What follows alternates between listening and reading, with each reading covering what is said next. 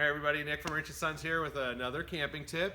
I don't know if you guys go through life like I do. I didn't scratch my knees or anything when I was growing up. I hit my head on everything. In fact, I just did it the other day here in the showroom. So I'm going to talk about ways to protect yourself from hitting your head when you're around your fifth wheel. So we took a modified pool noodle and wrapped it around the corners here. Gives you tons of cushion, so if you do happen to hit the corner, I've gouged my head on those. So this is very cheap, very easy to do, and it's definitely going to be worth it if you hit your head once.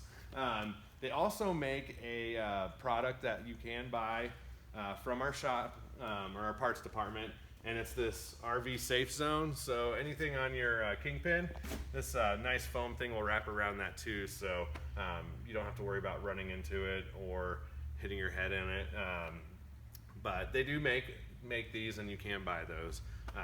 Pool noodles are cheap, so you can buy those from anywhere. So that is my camping tip today, and hopefully it will save your noggin at least once. And enjoy your day, enjoy your Memorial Day, and we will see you soon.